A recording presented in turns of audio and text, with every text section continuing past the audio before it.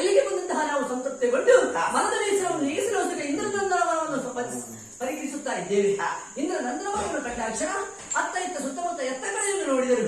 ಹಚ್ಚ ಹಸಿರಾದಂತಹ ವಾತಾವರಣ ಇದು ಇಲ್ಲಿ ನಟ್ಟದ್ದು ಅಥವಾ ಹುಟ್ಟದ್ದು ಎಂಬುದಾಗಿ ಆಶ್ಚರ್ಯಚಕಿತನಾದವನು. ಮುಂದೆ ಬಂದಂತಹ ಕ್ಷಣಕ್ಕೆ ಅತ್ತ ಕಡೆ ನೋಡಿದಿರ ದಟ್ಟವಾದಂತಹ ಮರದಲ್ಲಿ ಇರುವುದು ಒಂದು ಬಳ್ಳಿ, ಆ ತರಗತಿಯಲ್ಲಿ ಇರುವಂತಹ ಶ್ವೇತವರ್ಣದ ಪುಷ್ಪ ಮನವನ್ನು ಆಕರ್ಷಿಸುತ್ತಾ ಉಂಟು. ಅದನ್ನು ಗುರುತು ಸಿಗ್ತಾ ಇಲ್ಲ. ಎಲ್ಲ ನೋಡಿದ ಅನುಭವವಾಗ್ತಾ ಉಂಟು. ನಿಮಗೇನಾದ್ರು ಗೊತ್ತುಂಟಾ?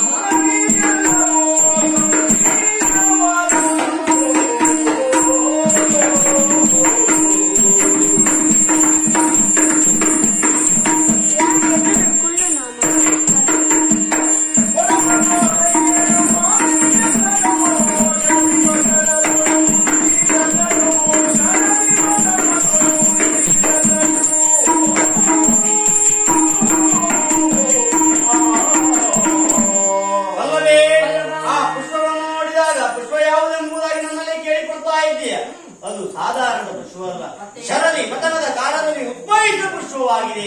ಪಾರಿಜಾತ ಪುಷ್ಪ ಅಂದ್ರೆ ಇದೆ ಹೇಳಿ ಆಯ್ತಲ್ಲ. ಹೋಗೋಣ. ಯಾಕೆ ಪ್ರಸಂಗ ಆರಂಭ ಯಾಕೋ ಸಣ್ಣದೊಂದು ಕತೆ ಕತೆ ಸಣ್ಣದುಂಟಾ? ಅದು ಸಣ್ಣನೇ ಮಾಡಿ ಹೇಳು. ನಮ್ಮ ದ್ವಾರಕಿ ನಗರಕ್ಕೆ ಬಂದ್ರು. ಬರುವುದು ಸುಮ್ಮನೆ ಬರಲಿಲ್ಲ, ಬರಿಕೈಗೆ ಬಂದಂತೆ ಅಲ್ಲ. ಒಂದು ಪುಷ್ಪವನ್ನು ತೆಗೆದುಕೊಂಡು ಬಂದು ನನ್ನ ಸಖಿ ನೋಡಿದ್ದಾಳೆ. ಆ ಪುಷ್ಪ ಯಾವುದು ಕೆರೆದು ಅದು ಪಾರಿಜಾತಕ. ಹೀಗೆ ಹೇಳಿದ್ರೆ ಭೂಲೋಕಕ್ಕೂ ಬಂತ ಅಲ್ವಾ?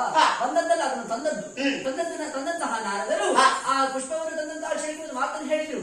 ಕೃಷ್ಣ ಪರಮಾತ್ಮನಿಗೆ ಪ್ರಿಯವಾದ ಪತ್ನಿ ಅಥವಾ ನಿನ್ನ ಬಲಭಾಗದಲ್ಲಿ ಯಾವಾಗಲೂ ಇರುವವಳು ಅಥವಾ ಎಲ್ಲರಿಗಿಂತ ಅಗ್ರಗಣ್ಯಳು, ಅವಳಿಗೆ ನೀನು ಇಡಬೇಕು ಅಂತ ತಗೊಂಡೋಗಿ ಯಾರಿಗೆ ಕೊಟ್ರಿ? ಯಾರಿಗೆ ಕೊಟ್ಟಿಲ್ಲ? ಮುಂದೆ ನೆನಪಾಗುದಿಲ್ಲ. ನೆನಪೇ ಆಗುದಿಲ್ಲ. ಕೆಲವು ನೆನಪೇ ಆಗುದಿಲ್ಲ. ಒಳ್ಳೆದ ನೆನಪಾಗುದಿಲ್ಲ.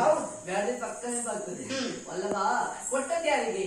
ಹೋಗಿ ಹೋಗಿ ನೆನಪಾಗುದಲ್ಲ ನಾನು ಹೇಳ್ಬೇಡ ಆಯ್ತಾ? ಜಾಂಬವತಿಗೆ ಕೊಟ್ಟಿದ್ರು ಬೇಸರ ಇರಲಿಲ್ಲ, ಬೇಡ ರಾಜ ಕೊಟ್ಟಿದ್ರು ಬೇಸರ ಇರಲಿಲ್ಲ. ಹೋಗಿ ಹೋಗಿ ಮದುವೆ ನಿಶ್ಚಯ ಆಗಿ ನಿಮ್ಮೊಟ್ಟಿಗೆ ಓಡಿ ಬಂದವಳು ಆ ರುಕ್ಮಿಣಿಗೆ ಕೊಟ್ಟದ್ದು ನನ್ನೊಟ್ಟಿಗೆ ಓಡ್ಕೊಂಡಿದ್ದಲ್ವಾ? ಅಲ್ಲದೆ ನೀವು ಉಳಿಸಿಕೊಂಡು ಬಂದಲ್ಲ, ಬಿಡು, ಏನು ಮಾಡ್ಲಿಕ್ಕಿಲ್ಲ. ಅದು ಅಲ್ಲದೆ ಸ್ವಂತ ಅಣ್ಣನಿಗೆ ಅವಮಾನ ಮಾಡಿ ಬಂದವಳು ಅವಳು. ಗಡ್ಡ ಮೀಸೆಯನ್ನು ಓಡಿಸಿ ಬಿಟ್ಟವಳು ಅವಳೊಬ್ಳು ಹೆಣ್ಣ. ಸ್ವಂತ ಅಣ್ಣನಿಗೆ ಅವಮಾನ ಮಾಡಲಿ. ಎಲ್ಲ ಹೆಣ್ಣು ಮತ್ತೊಬ್ಬ ಹೆಣ್ಣಿಗೆ ಏನು ಮಾಡ್ಲಿಕ್ಕೆ ಬಿಡು. ಅವಳ ಹೆಸರು ಹೇಳಿ ಹೆಸರಿಗೆ ಅಕ್ಕಿಯನ್ನು ಹಾಕಿದ್ರೆ ಅನ್ನ ಸಂತ ಬೇಯುವುದಿಲ್ಲ. ಅವಳ ಹತ್ರ ಹೇಳಿದ್ರೆ ಅವಳು ನಿನ್ ಬಗ್ಗೆ ಹೇಳ್ತಾಳೆ. ಏನು ಮಾಡ್ಲಿಕ್ಕಿಲ್ಲ. ಪ್ರಾರಬ್ಧ ಕರ್ಮ ಅದು. ಅದೇನೇ ಇರಲಿ ಅವಳ ವಿಚಾರ ಈಗ ಬೇಡ.